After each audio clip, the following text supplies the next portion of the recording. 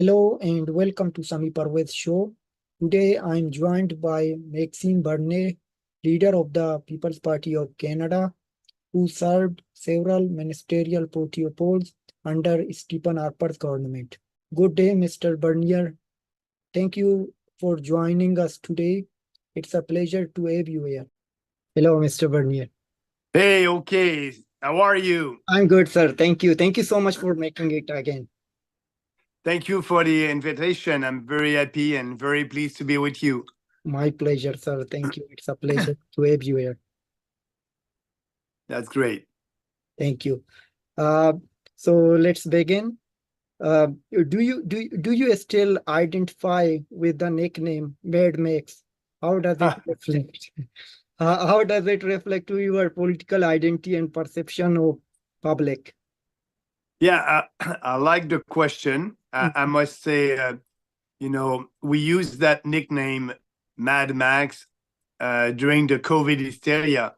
Everything that happened to us during COVID, that was crazy. As you know, I was fighting for more freedom and against the draconian measures that were imposed by different governments. And so, yes, I was mad at that time. And I said to people, you can call me Mad Max. But actually, uh, I like to travel across the country. And sometimes some people are calling me Mad Max with a smile. But you can call me Max or Maxime, and that would be okay. But that was a way for us to show to everybody that we are not afraid to speak about the truth based on facts and reason. So that's why, Mad Max was used. And I had fun with that at that time. Thank you. Yeah, so I heard lots of time like being called like Mad Max. So right now, how do you feel? Are you still mad like on the current situations, or now you are fine? Like, Yeah, you can say that I'm still mad because look what is happening in our country. And, for the young people, it's very difficult for them to find a job. And actually, with the inflation that we have, the official rate of inflation is supposed to be around 3%. But we know that the real rate of inflation is more about 8%. So the standard of living is going down. People are poorer, and yes, we can be bad about that and mad about the government because it's because of the Trudeau government.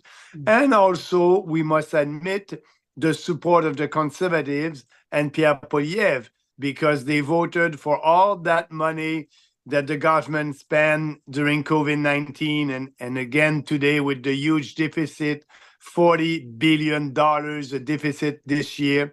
And, money is not, coming from the sky. You have to work, but, and after that, you've been paid and you need to earn your money. But right now, with all these programs, what is happening with that is creating a deficit, and that deficit is being financed by the Bank of Canada by printing money. The more money you print, you have more money chasing fewer goods, and usually you have inflation, and that is what we have right now. So yes, I'm mad about the situation. I'm mad about the fact that we are losing our country on the mass immigration. I'm for a sustainable immigration policy, but it's not the case right now. We have more than 100, not 100, sorry, 1.2 million newcomers every year in our country. It's the population of Saskatchewan. When you have people like that, they cannot be integrate into our society and be part of our society. So we need to stop that. That is having a huge impact on the housing prices. And, it's more difficult to buy a house. It's unaffordable in Vancouver and Toronto and Montreal. Prices are up because there's more people, and all these person need a roof. So you need to stop mass immigration, and that will help to solve the housing crisis.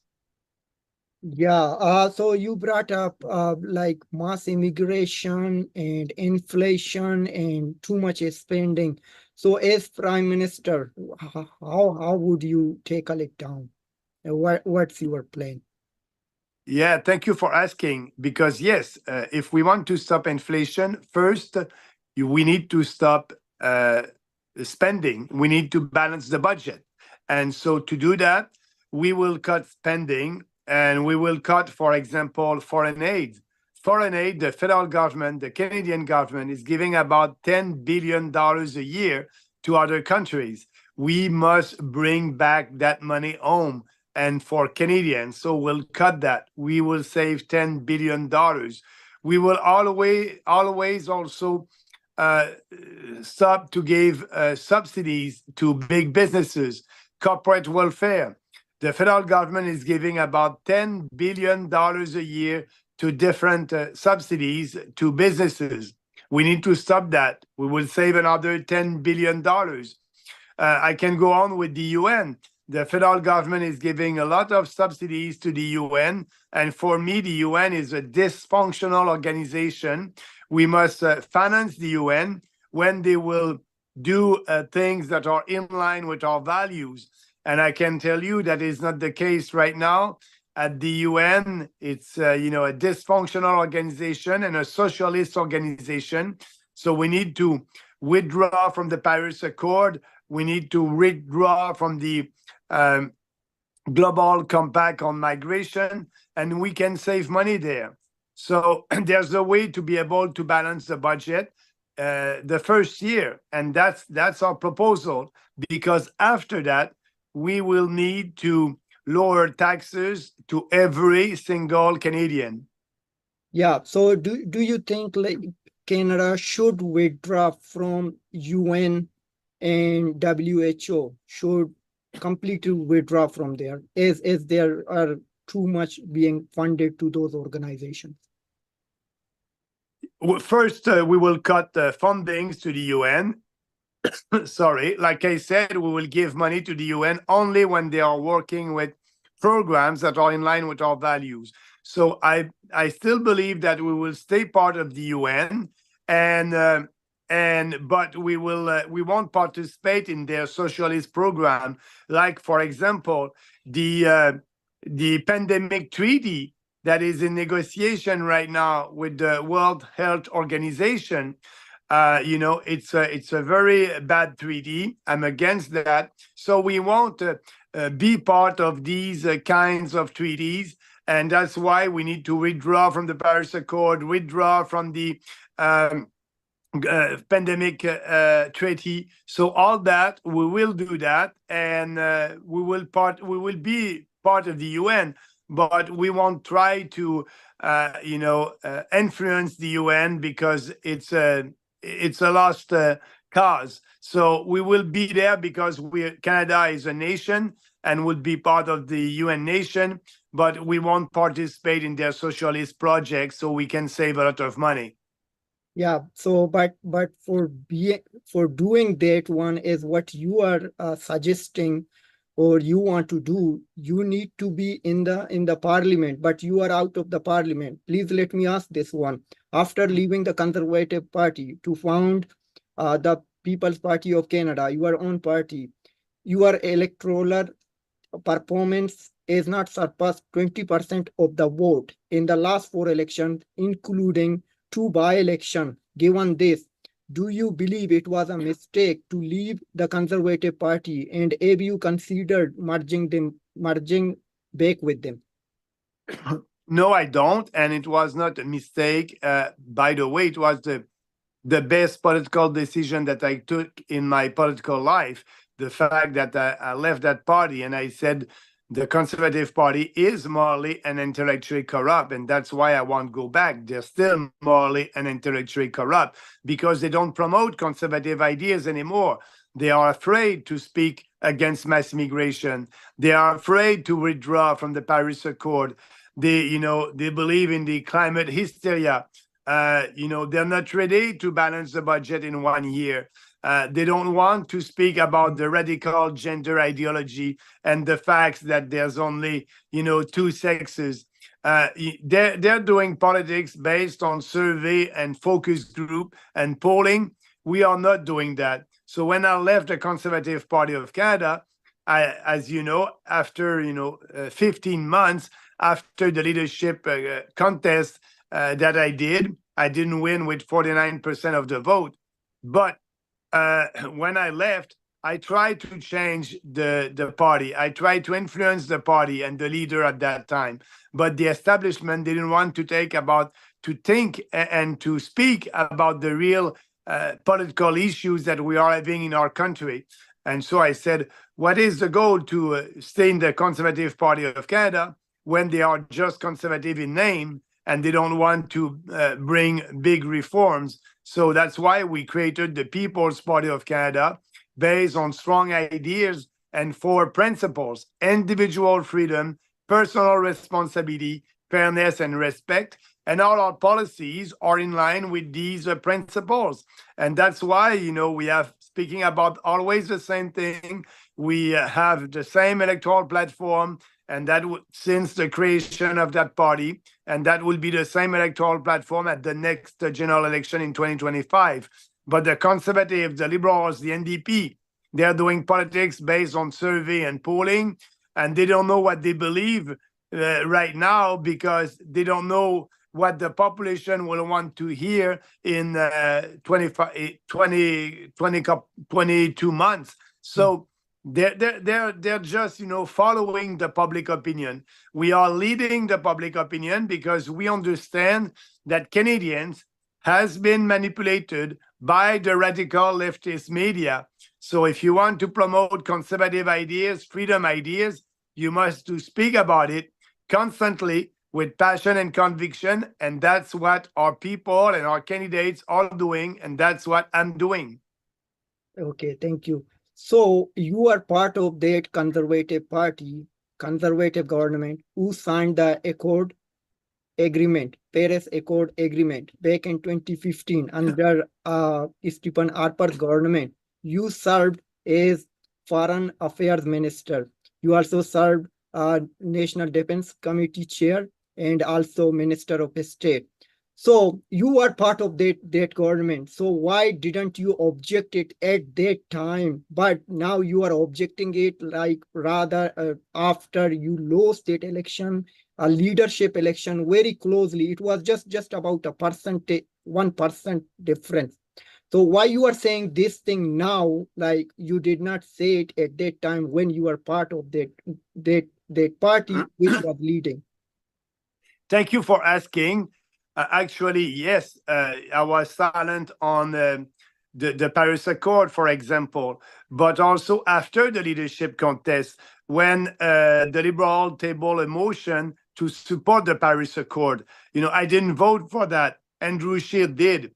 But yes, when I was with the Harper government, when I was a minister, I did a lot of fights inside, because when you're a minister, you have discussion at the cabinet table and you try to convince your colleagues about your politics and your vision for this country. So I tried on different issues. I wasn't able to do that, but also I decided to stay in the Conservative Party as a minister at that time, because also I was industry minister and I was able to do reform with, cutting red tape in the telecom industry. We did a big deregulation in the telecom industry, and now people are paying less for their cellulars that they were paying for their phone that they were paying 10 years ago. So I was doing a big reform there, and I had the support of the cabinet colleagues. But when I was speaking around the cabinet table on other issues like the Paris Accord, and that was not the position of the Conservative and the Prime Minister. So after that, that's why I did the leadership contest. I decided to do that leadership run to say, okay, all the things that I believe, this is my platform. And actually, the platform that I ran on during the leadership contest was the same platform and is the same platform as the one that we have at the People's Party. So I put all the ideas there. that I was not able to influence in the Conservative Party. I said, I'm running, and if I'm the leader, this will be the position of the Conservative Party of Canada. But it did not happen. So, and Andrew Scheer didn't want to hear anything about our vision because some of our policies were not that popular during that time. And the only preoccupation for Andrew Scheer was to be elected as prime minister. So he didn't want to speak about ideas that were not that popular. And he told me that in my face, and he was very honest. He said, Maxime, I won't take any of your ideas that are right now the ideas of the People's Party of Canada. I won't take any of your ideas because I want to be elected as prime minister, and your ideas were popular with the membership of the Conservative Party of Canada, but they are not popular with Canadians in general. So that's why I won't take any of your ideas. So that's why at that time I said, I don't want to waste my time anymore with the Conservative. And we created the People's Party and to fight for the same ideas.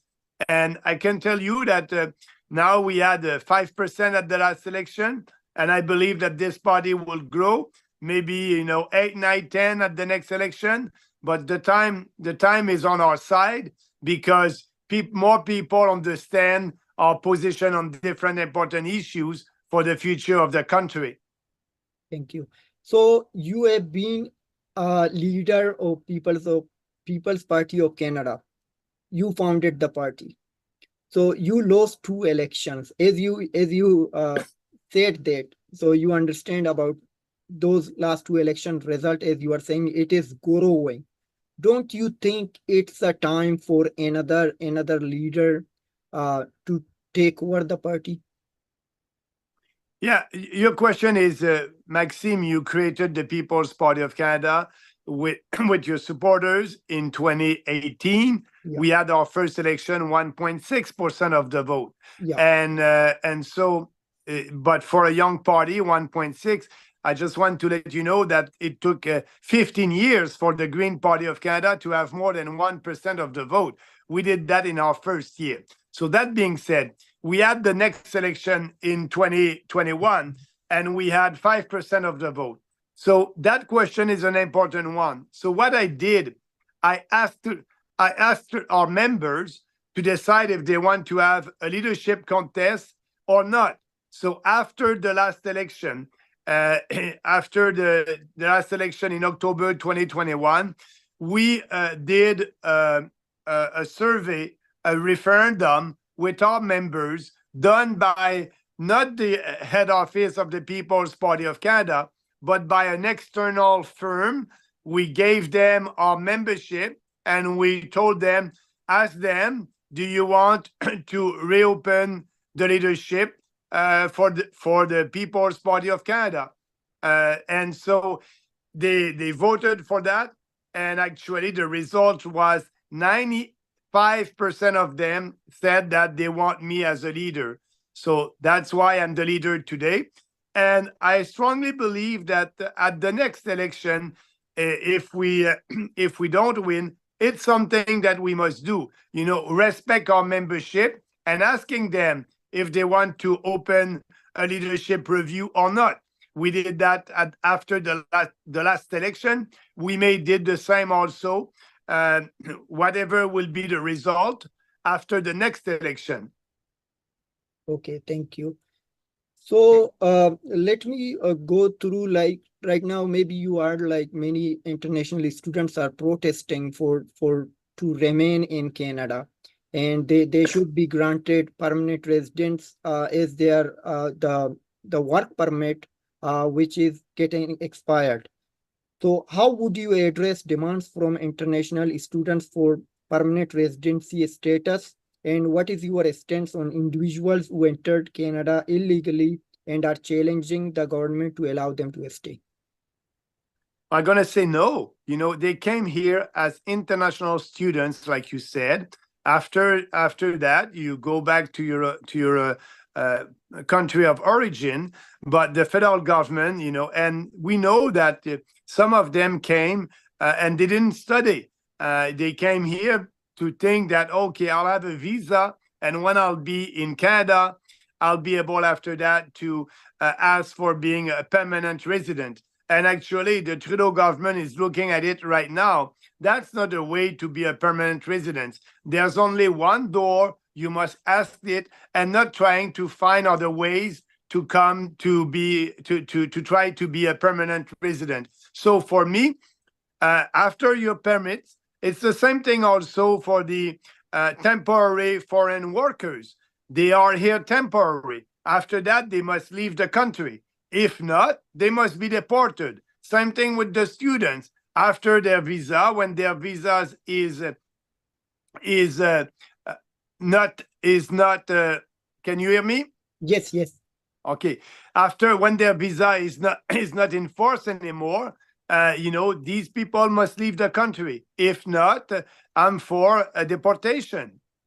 And what's your point of view?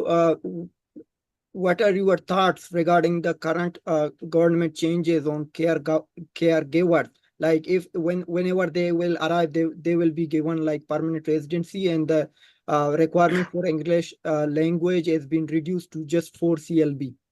Yeah. So I'm, it's not the right thing to do. I'm against that. People must come here and being able to speak English or French, or knowing some English or French. And now, that would be another way to try to have a permanent residency. No, that project will just show to everybody, you can come to Canada and, we'll give you permanent residency. No, it's a privilege to be Canadian. And I'm against that program. We will repeal that program. But the conservative won't speak against that because they are pandering to some immigrant communities. And for me, when you come to Canada, it's because you want to live here. You share our values and our way of life. And I want you to be part of this country. I want you to integrate into our country. For me, if your country of origin is China or another country, you're not a Chinese Canadian. I don't like that. You're a Canadian. That's it. I don't do any discrimination. So come here, share our values. We'll have we'll have an interview with you. And if you share our values, you'll come and you'll be a permanent resident. Now, we don't do any interviews with them. They come like a student, sometimes a fake student, and we're telling them it's okay. If they don't leave after their permit is not in force anymore, it is not respecting our legislations. It is cheating. So why we will give a permanent residency to a person that is cheating and not respecting our legislations? The message that we are sending to the world is come to Canada, say that you are a student. No, that's not true. That's okay. And after that, 2 or 3 years, you'll have a permanent residency. We are telling people you can come here by lying to us and we'll be okay with that. We'll give you a permanent residency. No, we must not do that. And that's why I'm for deportation in this case. And do you think these students are protesting in PEI province and also in Brampton? Should they be deported immediately? Absolutely. Absolutely, yes. Thank you. And there is another concern about like quota system, like DEI, diversity, equity, inclusion.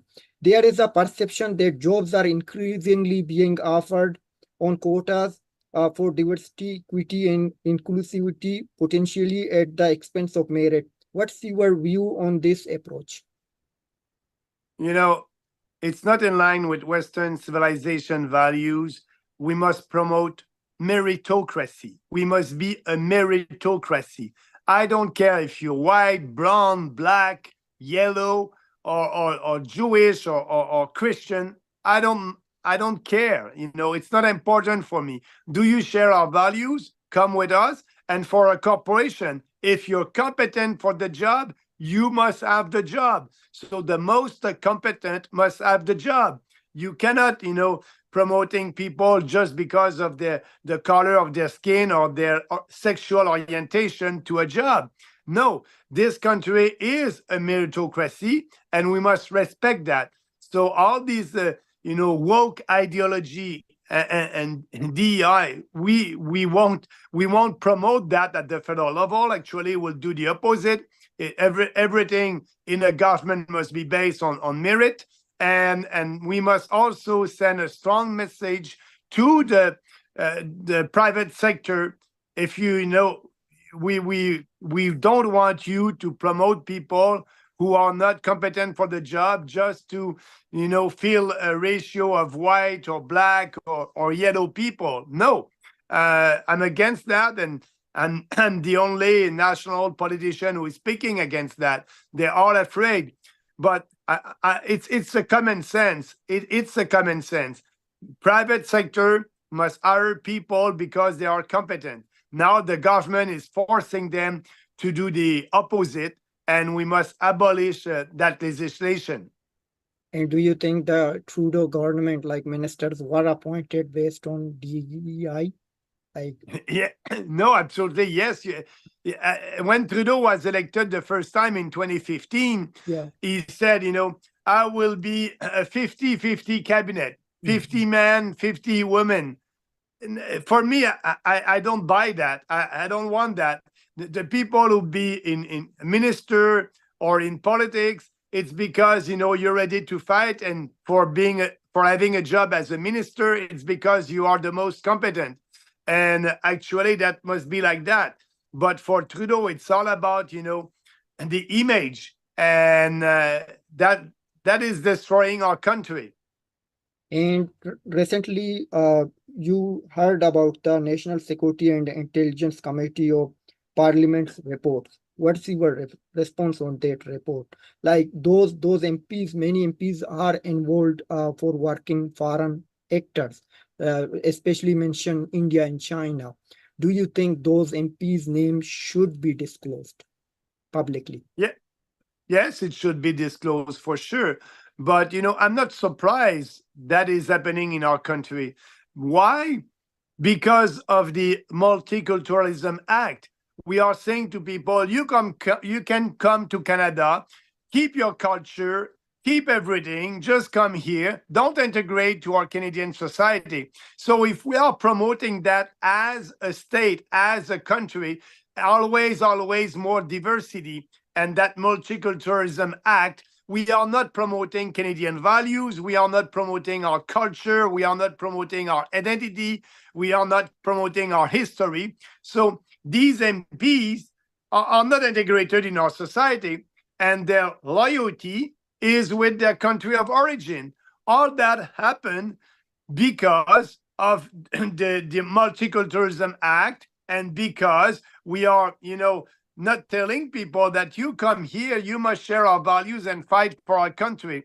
So it's very sad that we have MPs in Ottawa where their loyalty is not with the country that they're supposed to serve.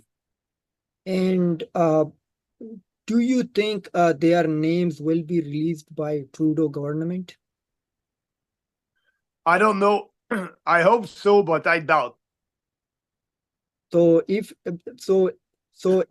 they won't release them, so I need to know like what should happen, like how Canadians can trust Ottawa anymore and their MPs, like it seems like they are working for foreign actors, like they are not representing Canadians, but they are like foreign actors, like foreign powers.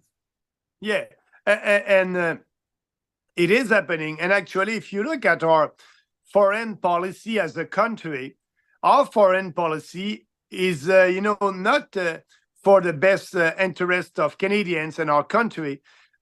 Sometimes, and a lot of times, it is for, pending to an ethnic groups. And the federal government will take a position on India or on Israel, on our, China, in line with a specific ethnic groups, because these politicians want to have the support of that group.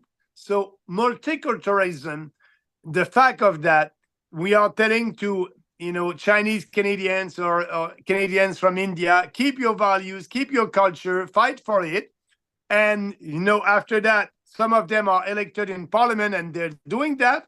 But the worst of that is the government after that is putting in place policies to please these ethnic groups that are in line with the interests of their country of origin. So that's a big mess. That's why, you know, our foreign policy must be only for the goods of this country. And that's why, as the leader of the People's Party, I'm against the war in Ukraine. We must not send money or soldiers there. That's not our war. And, you know, I don't want for us also to give money to Israel for the war in Gaza. It's not our war. We must work for our country, and our first priority must be our country, Canada first. So that's the position of the People's Party. So I can tell you, with position like that, these people who may want to be elected, they won't come with the People's Party of Canada because they know that we don't pander to them. For me, you are a Canadian, and that's the most important. And if you are a Canadian, you must be in line with our policies. We won't change our policies. And so there's no rooms for there to try to influence the People's Party inside. But there's a lot of rooms in the Conservative Party and in the Liberal Party. So now you have these two parties who are pandering to ethnic groups, and they have MPs coming from the ethnic groups that are pushing the government to change Canadian policies for the better of their country of origin. So it's sad. Yeah, I agree. So do you think there should be a change in the policies, like electoral policy? There should be a requirement. You must be a single citizen, not a dual citizen, and there should be mandatory that you should be born in Canada, then you can run for office. That's something that we must look at. It's not part of our electoral platform right now, but with what is happening, I will look at it. You have a point there, you know, dual citizenship and people not born in Canada. It's something that we must look at. I'm telling you right now, it's not part of our proposal, but we will look at it. We need to do some changes to be sure that it won't happen again. But generally, do you think like Canada should bring a change on this? Not just on your like People's Party, but generally. But generally, what we must do to be sure that this won't happen in the future, sorry, is to abolish the Multiculturalism Act. We're going to send a strong signal to them. You know, there's Canadian values and that's it. We must also be sure that we'll do a good screening with our immigrants that we don't do. And we must ask them if they share our values. So that would be important to do. And if you want to become a member of parliament, we must be sure that, you know, they will fight for our country. So your proposal to be sure that they will fight for our country, sorry, maybe by asking them to be born in Canada and not having a dual citizenship, it's something that I'm ready to look at. Thank you. So another question, Justice Mary Jo's Hogg's foreign interference report revealed that the 2019 and 2021 federal elections in Canada were affected by foreign interference, with China, Russia, India, Pakistan, and Iran identified as key threat actors. In 2020, Karima Baloch, a Baloch activist who had sought asylum in Canada, was found dead in Toronto, although it was believed that Pakistan was behind her death. Toronto police ruled out foul play. Given reports of foreign interference in Canadian elections and the suspicious death of Karima Baloch, would you consider calling for a reinvestigation of her death? Yes, absolutely. A real investigation, a parliamentary commission on that. We must look at it and we must have all the details. Absolutely, yes. Thank you. And do you think Canada should play a role, like whenever you give political asylum to someone, they should owe it to the people, that someone should not be killed, like what happened to Karima Baloch. Okay, what is your question? My question is this: does Canada has a role to play, like in like so? Karima Baloch sought asylum in Canada because she ran away from Balochistan because Pakistani army, like, just they are violating human rights and massacres massacres in Balochistan. Yeah, So, yeah. so do you think like people like Karima Baloch should be protected? Oh, yes, absolutely. They're coming here for freedom, and we must promote freedom and protect people like that. Absolutely. Uh, that's for every citizen. You know, security is important. If you don't have any security, it's very difficult to have democracy. So the first job of the government is to be sure that, they're going to fight crimes, and people would be able to live in a city where it's secure. So security, that's the role of the state. And yes, when you fight for freedom, you are welcome to our country because we share the same values. Thank you. And given the ongoing struggle faced by the Baloch people in Balochistan against countries like Pakistan and Iran, both accused of human rights violation and massacres, do you believe Canada, known for its human rights, should play a significant role in supporting the sovereignty and rights of the Baloch nation? I don't want to interfere, I don't want to interfere in other internal affairs. And like I said, it's Canada first, our country first. But if they want to come to Canada because they share the freedom values, individual freedom, personal responsibility, a smaller state that will respect, your basic rights, equality before the law, equality between men and women. If you want to come to Canada as a refugees or a citizen, you will come. But I don't want to interfere in other country affairs. We it's we cannot save the world, and I can understand. But the priority must be to open our doors to people who are persecuted in these countries for their belief. Yes, we can do that. Thank you. Thank you so much.